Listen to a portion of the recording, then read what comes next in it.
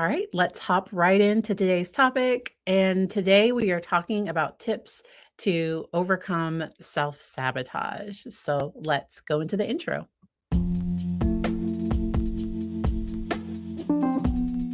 You are listening to Legacy Moments, where we have authentic conversations about life, business, and so much more to transform your mind, body, and soul. I am Dr. Patrice Berry, and I am joined by my co host and mom, Johnnie Lloyd. Together, we combine my years of psychological training with her years of business and leadership experience to add value to your day.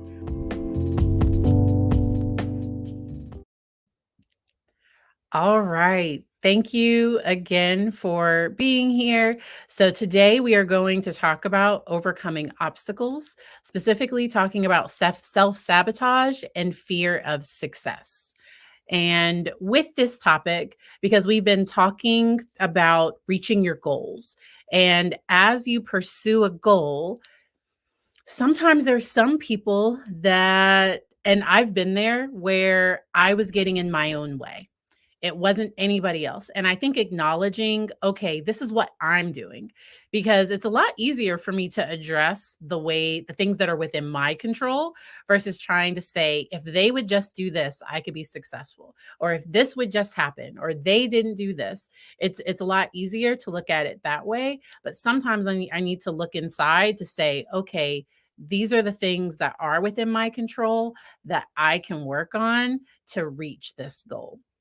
And those are critical because in the element of what coulda shoulda wouldas and all of that, a part of that is the element of self-sabotage, because when I put it outside of my control, then I say that I am just here drifting, and then what happens to me, versus looking at it and saying, what can I do to move this forward? How can I, instead of I can't, how can I? And so that is the key. So when you've done all you can do as a person, then you have to look at it. So part of this element that we're talking about is self-awareness. You have to be aware of where you are and what your mindset is, and even triggers that you may have that will allow you to move to the left or to the right. Because if the path that you desire to go is in the middle, that doesn't mean that you will never shift to the left or the right. That's not what that means. It's not about perfection. It's about reflection of what has happened and then deciding what you're going to do to move forward. I love that. And so that it's not about perfection, it's about reflection. Because then if I'm looking for perfection, then maybe I don't even start the thing. I don't even go for the goal because I'm like, I it's not going to be perfect.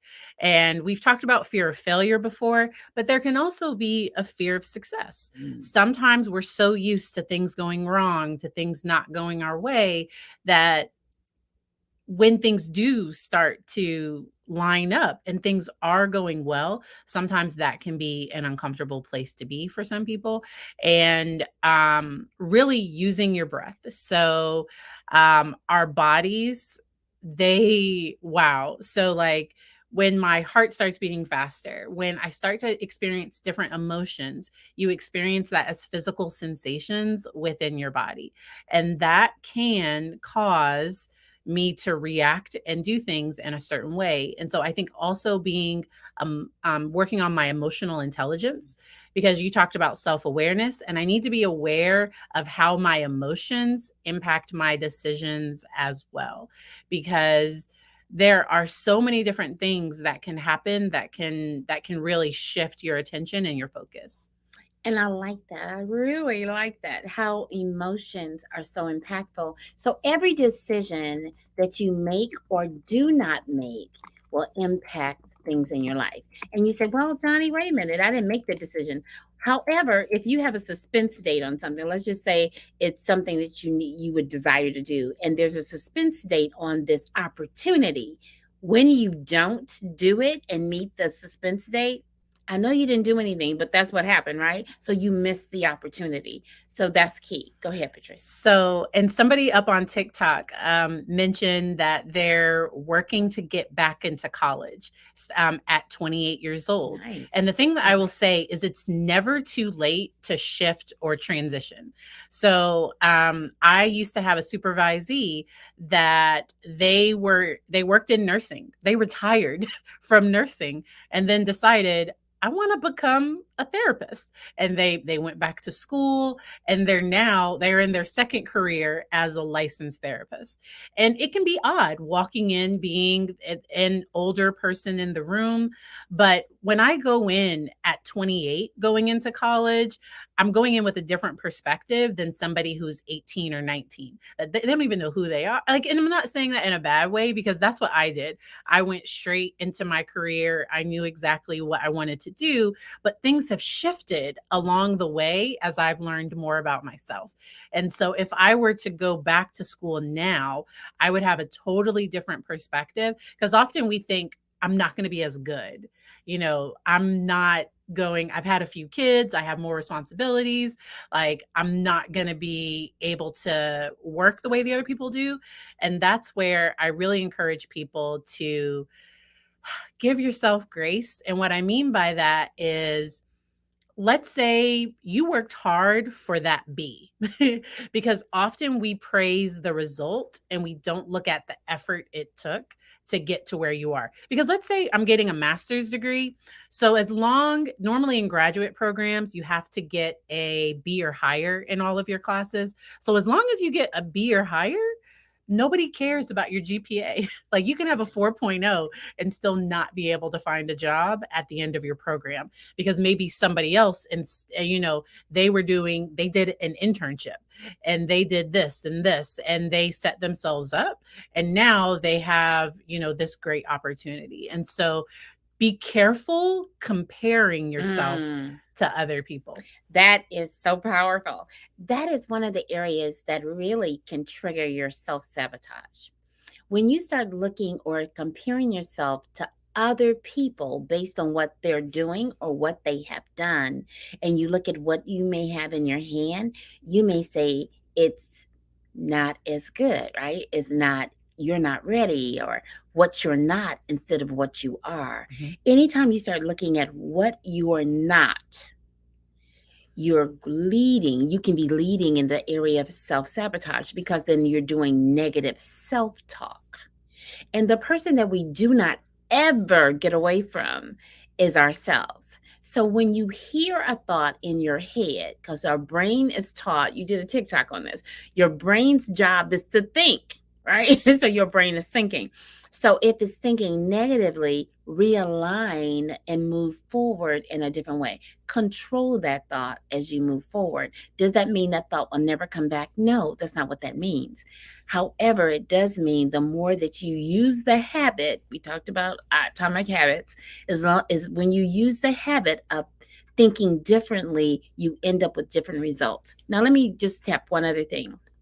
She said one of the things some people do is they look at the fact of their success, right? They look at their success. Do you know that a lot of successful people even compare themselves to other successful people? Yep. And so then they still look at what they don't have. So one of my tips for you, and y'all say Johnnie is always talking about journals. Listen to me. Journaling is powerful. Use journaling as part of your meditation. Use journaling as part of your breathing mechanism to cause you to think and look at life a little bit differently. And start your journaling with gratitude. Yeah. What are you grateful for? Who are you? And then the thing that Patrice talked about is coming into school or a system later on in life. But do you know you bringing all the things that you've been through in life? So really, you're at an advantage. Yes. And that's what I wanted to go into. Good. That obstacle, the thing that I see as an obstacle, could actually be a step that's putting me in the right direction. Because often we want to avoid obstacles, we want to avoid difficulty, but you get stronger based on, and now we don't want to go through hard things on purpose like that. I'm not saying that. And there are certain things that have happened that I would never ever wish on anyone.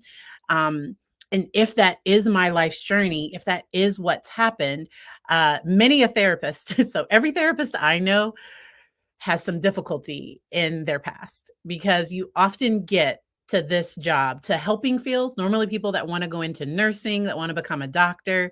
It often comes from a place of pain where maybe they had a loved one that was struggling and didn't get the medical care that they needed.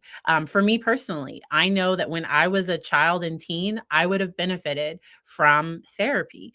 And so now I work with families and kids and teens. And I've done my own work too, because you don't try to work out your problems through, because your job will not fix though. Well, it will not fix you. But many times the path that we've been in life, it can lead us to our passions, to the things that we care about. And so there's a book, The Obstacle is the Way by Ryan Holiday. It was actually given to me at the beginning of 2022 when I was launching my business. And I so appreciated the fact that it helps you develop a growth mindset. And we've talked about it, and I will say it a trillion times, because sometimes we can be so rigid where like it has to be this way, and that's what comparison does. Some people were mentioning that comparison was something that they struggled with as well, and I have to shift to appreciation. So like my mom is a phenomenal financial person, and when I first started my business, I was trying to manage the finances myself. But then it got to a point where I was like, "Uh-oh, I need to, because this finances, I'm good at it, but it's not, I already have so much paperwork. I have to do all these other things. I did not want to sit with QuickBooks for an hour every week or whatever, or every month to do that. So I pay her family and friends discount. I pay her We've talked about this before. to manage, because she is phenomenal at that, and I don't have to reinvent the wheel. And because often we look at, okay, well, oh, so I have to be great, she's great at this, so I have to be great at this, and they're great at this, so I have to be great at this. And so she's the financial person, and then I bring that psychology clinical side, and together we have this amazing powerhouse. And so instead of looking at, well, I'm not this, I'm not this, look at who you are and what you do bring. Okay, so what popped in my head is about relationship in that space. Mhm. So, and whether it be a partner relationship, Mhm. or whether it be a friendship relationship, or even a birth relationship, right? Family, whatever. When you look at relationships and you start looking at the benefits of being in a mastermind or relationship with other people, look at it from the perspective of what can you give, not just what you can get. Now, Patrice talked about the fact that she pays me. She does. She does. She pays me. And she's smiling because she got some amazing discount for Warwick. But she still honors the relationship by giving me money because she values, right, the relationship. And Chanel, thank you so much for all the compliments as well. So this is the deal. No, it's back to self-awareness. I don't need to be an expert in certain areas that Patrice is. That's not her space. That's not my space. So I am comfortable enough with myself. And Mhm. this is listen to me, y'all. Be comfortable enough with yourself to ask for help. Do you hear me? That's part of what can self-sabotage so many businesses, Mhm. because they're thinking they have to be all things to all people all the time. Same thing in parenting. All things to all people. You can't. And ask for help before the crisis. Okay? Ooh. Because often we wait until we're out in the ocean with no, and we're, and so like ask for help when the boat starts taking on water. And so but sometimes we can get embarrassed. And so you do have to put some ego aside, because asking for help, it's like, I don't, because it's like, I don't want her to think I, like, sometimes we get in our own head, and the right person will, I think, help validate you that you didn't know. And so here's how we can go about it. I'm in some Facebook groups, and they're a therapist. they were busy doing all these things and they forgot to pay their quarterly taxes. And now they owe this large sum. And so everybody was like, hey, contact the IRS, get on a payment plan and make sure and then budget, because you'll have to continue paying whatever's due and work it out. And there were so many people, there were probably like 15, 20 people that was like, I did the same thing. I just finished paying off what I owed. And all these, because you often feel when you're out all by yourself, you often feel like I'm all alone. Mm-hmm. Nobody else has made this mistake. Nobody else has been here. But when you reach out for help, when you're able to say, hey, this is what's going on, you might realize that, oh wow, same. I struggled with that too. And yeah. No, I was going to say, I love the fact you were talking about using social media as a way to help add value to other people's lives. And be careful with it, but go ahead. Yeah, you have to check it out. I mean, because everybody's saying something ain't true. So one of the things that I'm going to add to that Mhm. for somebody who may be saying, oh my gosh, I'm in this kind of situation. Anytime you owe the IRS money and it's been over time, most people are in a state of fear. Yeah.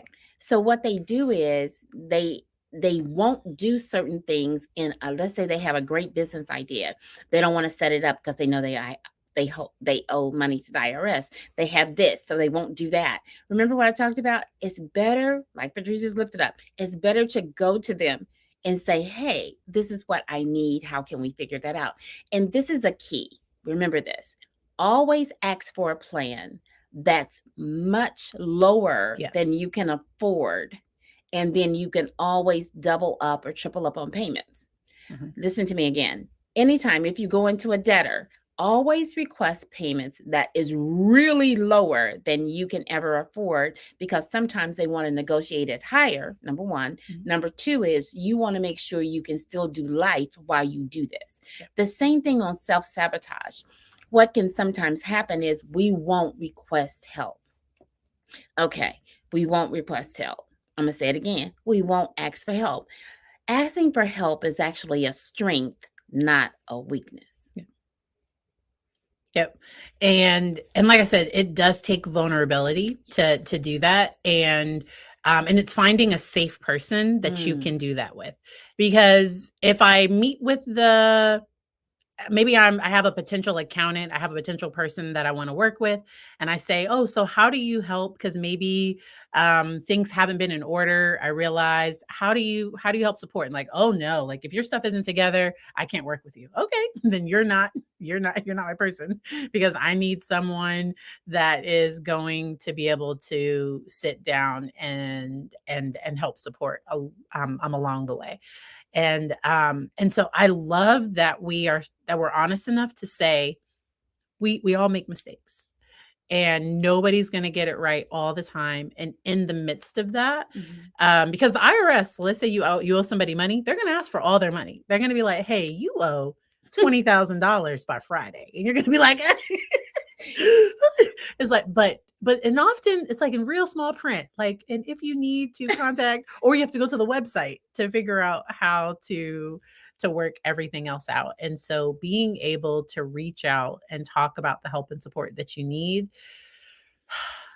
please do that. And in a lot of groups, so in a lot of Facebook groups, they offer a anonymous feature where you can ask an anonymous question. The group admin do see who you are, who asked the question. So it's not 100% anonymous. But I know sometimes that's helped people ask certain questions that they had. But make sure that it's a knowledgeable, safe community and not just a bunch of people that are going to tell you, yeah, something that's illegal or immoral or that's going to get you into some trouble. Get you in stripes that they're not cute stripes. Anyway, so this is the thing I'll say and add to is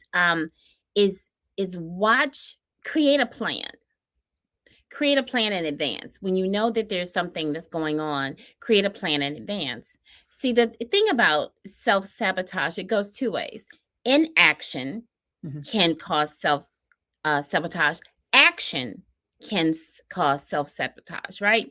So know your triggers. When you know you're getting to a place, let's say if wealth building is an area that every time you get a certain amount of money, it seems like it disappears.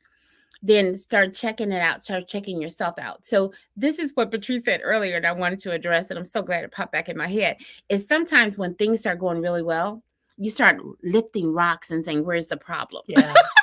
Okay, this can't Yeah. last. You start speaking sabotage to this thing that's happening in a positive sense.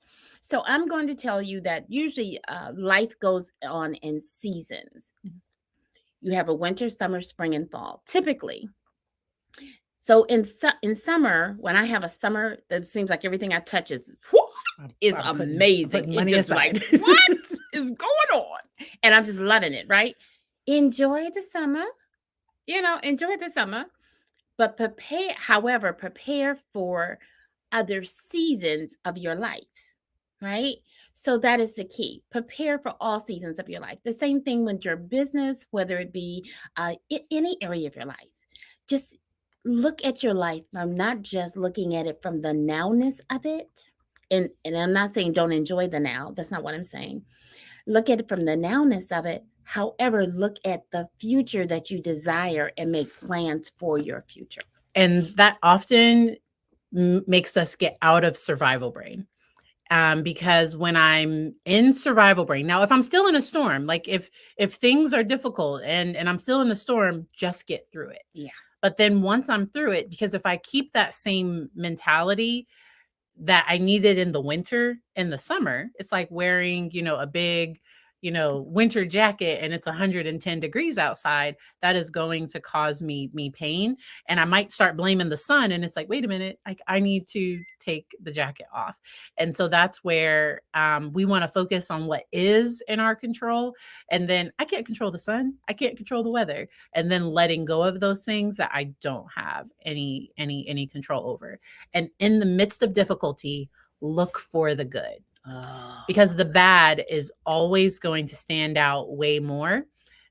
We can always find the bad. I recently talked with someone that was really struggling, and I was like, "So, can you tell me what you like about this situation?" And they were able to go in. Oh yeah, these are the things that I do enjoy. This is what I do like within this situation. And so being able to, because those thoughts are not going to come, if I'm dealing with difficult and toxic people, I'm not going to think of the good first. Assess your strengths. Mhm. Do a self-assessment. Assess your strengths. And then for the people that are safe and profitable in your life, productive, profitable, positive in your life, ask them questions. What do you see? What are the things that you really think are my strengths? Right. And the reason I say that is sometimes we're in the frame and we don't see our strengths like other people do. We don't see our lives like other people do. Somebody said something the other day to me. I was in a training thing and they said, you are the most amazing leader for us. And I thought, oh, so the first thing that hit me, the first thing that hit me was I need to downplay this. I mean, because we have this thing about humility, right? You need to downplay it. And I said, answering thank you is an answer. Just say thank you. Just say thank you. So if you feeling the moment that you want to say what you're not or back off of the compliment, instead, just say thank you. And what I do is I take a breath and say, because the first thought that comes is for me to think of all the things that I get. It's just, it's automatic. I am I can have a critical eye where it's easy for me to see things that are out of place. It's easy for me to see things that are wrong. And that's why I have to intentionally. So the things that I tell y'all, these are things that I have to practice on a daily basis in order to just enjoy the good. That things don't always have to be so much stress. I once did a avoiding compassion fatigue and burnout seminar, and the guy was like, what are the things that cause you stress? What are the things that cause you stress? And everyone in the training listed all of these things, and he was like, no, It's our perception of those things. It's not just the thing. So me doing my notes, it's the fact that like that's the part that's hard, not the actual doing, not doing them. And so something that I do is for the tasks that are difficult for me, I try to make them more enjoyable. And if you didn't listen to last week, make sure to check out where we talked about yes, atomic habits. So making it so when I do my notes, I listen to music or I have a TV show or YouTube. I have something going because that helps me make that something that I'm like, I don't want to do this. It helps make it more enjoyable for me. And so, and then this is the other thing. When you look at your life and you write down goals and strategies and you set up a plan, don't get so connected to the plan that if one thing doesn't happen, and Patrice talked about it, if one thing doesn't happen, you're like, oh, I've blown the whole thing. Don't do that. Get connected to the results that you desire. So what I call it when I'm doing training is I say, get married to the goal. Marry the goal, not the plan. Yeah. The plan is negotiable. The end result is what you want to stay connected to, because there may be more than one path to get you there. And that is the key to it, is don't be so restrictive in your life with yourself. Yeah. That you look at and say, well, what you didn't do or what you didn't do today. So it's the little things. Again, last week, Atomic Habits, that book, The Obstacle is the Way, is amazing. Patrice talks about it in her book, about crisis to clarity, on chapter, I think it's page 47, because I looked at it today. Like I just read it. It's on page 47 that talks about it, because the self-sabotage also leads you to imposter syndrome. Yeah.